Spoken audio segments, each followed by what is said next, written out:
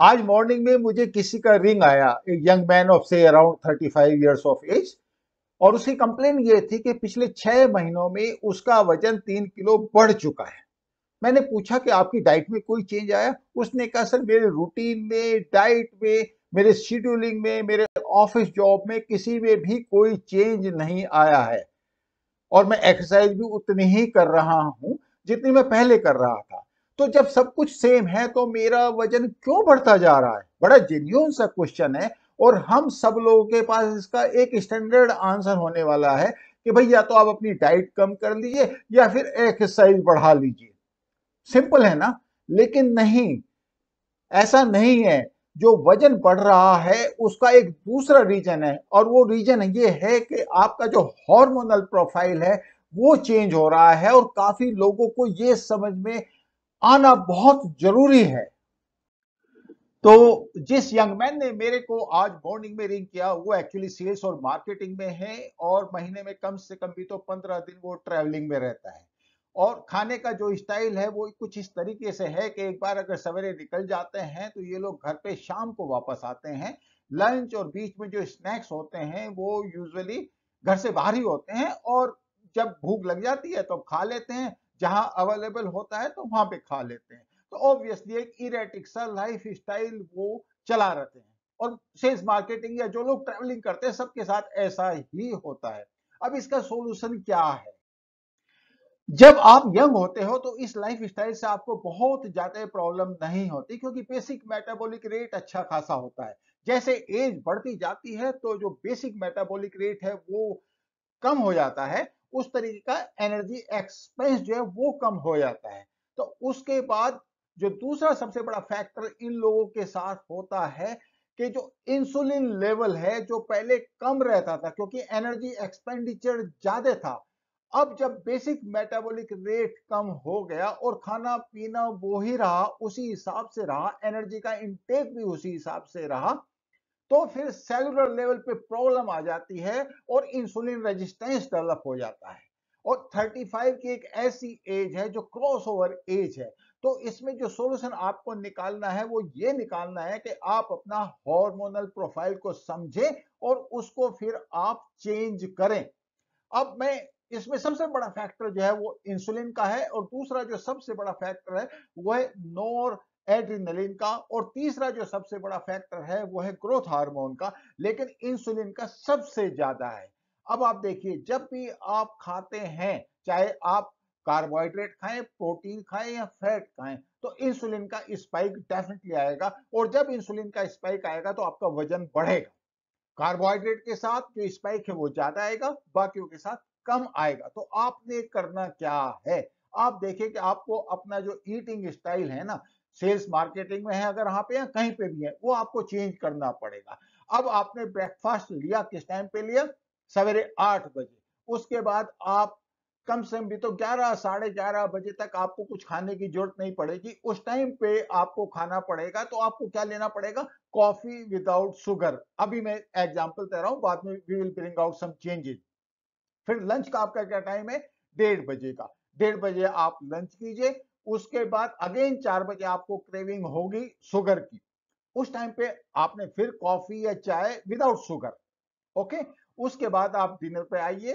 Dinner आप अगर 8 बजे कर लेते हैं, अब ये सेल्स मार्केटिंग वालों के साथ ये इशू हो जाता है कि वो डिनर को, यूजुअली इन लोगों का डिनर लेट हो जाता है, तो इसका सॉल्यूशन फिर उनको निकालना पड़ेगा।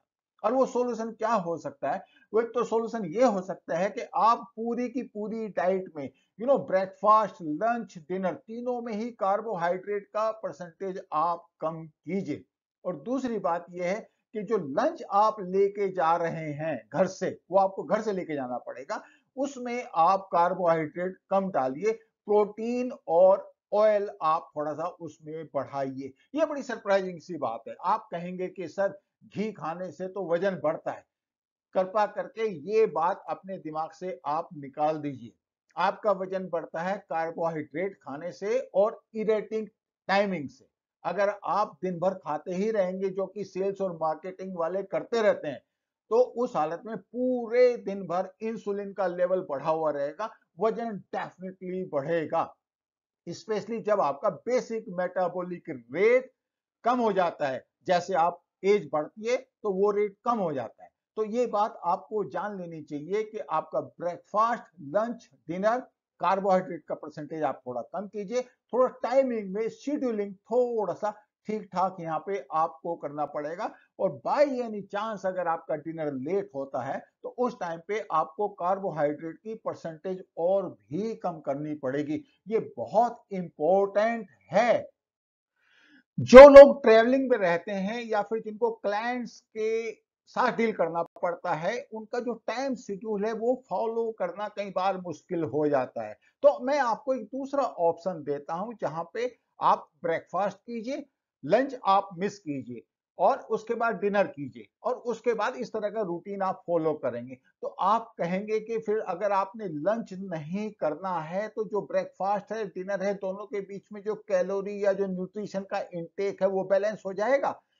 फॉर एग्जाम्पल अगर आप 2000 कैलोरी का खाना डेली खा रहे हैं तो आप उसको ब्रेकफास्ट और डिनर के बीच में डिवाइड कर दीजिए, वो कोई बहुत बड़ा इशू नहीं है। लेकिन इसमें क्या होगा कि जो इंसुलिन का स्पाइक आएगा दिन में सिर्फ 2 बार आएगा, ब्रेकफास्ट और डिनर में। अब कई बार ऐसा हो जाता है कि फॉर एग्जाम्पल आपका लंच आपको करना पड़ गया बाई एनी चांस, तो उस हालत में आपके पास मार्जिन है कि आप डिनर या तो हल्का लें या फिर उसको मिस करें। बेसिक जो पॉइंट है मेरा वो ये है कि आप इंसुलिन की जो स्पाइक्स हैं वो कम से कम लेके आइए and not more than 3 in any case.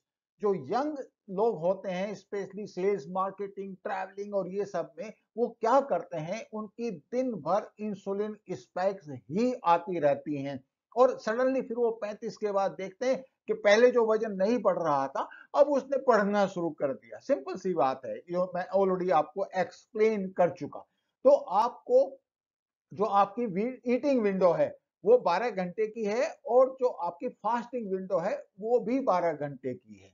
आपने देखा होगा कि हमसे जो पहले वाली जनरेशन थी वो लगभग इतना ही कुछ फॉलो करते थे। वो लोग 10 बजे ब्रेकफास्ट या लंच, ब्रंच आप कह सकते हैं, और उसके बाद वो 7-8 बजे डिनर कर लेते थे। तो कभी ना उनको डायबिटीज की प्रॉब्लम थी, ना कभी वजन बढ़ने की प्रॉब्लम थी, ना कभी ब्लड प्रेशर की प्रॉब्लम थी। अब ऐसी सिचुएशन आ चुकी है कि आपको भी कुछ ऐसा ही तरीका इजाद करना पड़ेगा और आपको फ्लेक्सिबिलिटी रखनी पड़ेगी अपने ईटिंग शेड्यूलिंग में। और फ्लेक्सिबिलिटी के लिए, उसको इंप्लीमेंट करने के लिए ये जरूरी है कि आप कंसेप्ट जान लें। और कंसेप्ट में सबसे बड़ा ये है कि आपको इंसुलिन की जो स्पाइक्स हैं वो कम से कम आनी चाहिए। और दूसरा, कार्बोहाइड्रेट की परसेंटेज आपको अपनी खाने में कम करनी है, बहुत इंपॉर्टेंट है। ये जो fat is not a bad thing, especially the healthy fat. In fact, carbohydrate if more in percentage तो वो भी गलत है, और उसके अलावा अगर ट्रांस फैट या फास्ट फूड है तो वो तो बिल्कुल ही गलत है। ये बात आप बिल्कुल समझ लें। और जिन लोगों का वजन ऑलरेडी बढ़ चुका और अभी वो उसको रेस्टोर करने के चक्कर में है, तो उस हालत में उनको डेफिनेटली ब्रेकफास्ट मैं सजेस्ट करूंगा, मेरी पर्सनल एडवाइस रहेगी कि वो ब्रेकफास्ट मिस करें और लंच और डिनर करें। हम लोगों की जनरेशन में कई बार ऐसा हुआ है कि लोगों ने कहा नहीं नहीं, have breakfast like a king. वो जमाने चले गए, वो कंसेप्ट चला गया। बाय द वे, वो कंसेप्ट अभी नहीं है। अगर आप ब्रेकफास्ट नहीं भी करेंगे, मैं इस बात की गारंटी देता हूं कि आपका वजन डेफिनेटली कम होगा। ये जितना कुछ मैं बता रहा हूं ये उन लोगों के लिए है जिनको डायबिटीज नहीं है, जो प्री डायबिटिक में भी नहीं है, क्योंकि उन लोगों को डॉक्टर को कंसल्ट करना पड़ेगा। मैं ये चाहता हूं कि आप कभी उस स्थिति तक पहुंचे ही नहीं। और जब आपका वजन कम हो जाएगा या विद इन रीजनेबल लिमिट्स रहेगा, या आपका जो बीएमआई है वो 25 से कम होगा, तो मैं आपको गारंटी देता हूं कि आप हेल्दी रहेंगे, आप प्री डायबिटिक या डायबिटिक बनेंगे ही नहीं। जब आप ब्रेकफास्ट मिस कर देते हैं तो उस हालत में देखिए, लंच और डिनर आपकी जो ईटिंग विंडो है वो 8 घंटे की है और जो फास्टिंग आवर्स हैं कितने हैं, 16 घंटे। तो उस हालत में आप देखना कि आपका वजन ऑटोमेटिकली धीरे धीरे करके एडजस्ट हो जाएगा। हेल्दी वेट लिमिट में आप आ जाएंगे, बीएमआई भी ठीक हो जाएगा। लेकिन एक रिक्वायरमेंट है, आप इस पे जंप ना करें, क्योंकि कई बार आपको लगेगा कि यू नो थोड़ा स्लो एंड स्टडी, बॉडी को एडजस्ट करने में टाइम लगता है।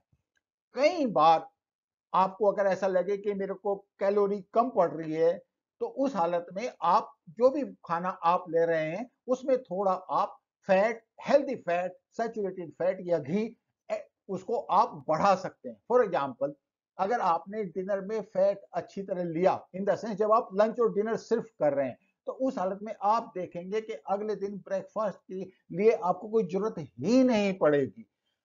टोटल कैलोरी आपकी वो ही है, सिर्फ उनको डिवीजन हमने ढंग से करना है और बीच में स्नैकिंग नहीं करनी है, एक्सेप्ट कॉफी विदाउट शुगर। ये स्नैकिंग वाला पार्ट जो ट्रैवलिंग करते हैं उनके लिए बहुत जरूरी होता है।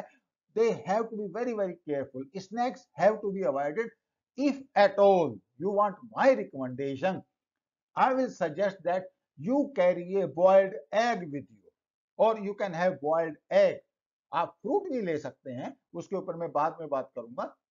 लेकिन boiled egg is a very good substitute, जहां पे आपकी जो इंसुलिन की स्पाइक है वो भी कम आएगी। बट ये तब है जब आपको ऐसा लग रहा है कि मेरे को कैलोरी इनटेक कम पड़ रहा है। बट अगर आप उसको ढंग से मैनेज करेंगे तो आपको कभी भी इशू नहीं आने वाला है। अगर आपने ये कंसेप्ट समझ लिया तो आपका वजन, आपकी हेल्थ और आपका मार्केट तीनों आपके कंट्रोल में होगा।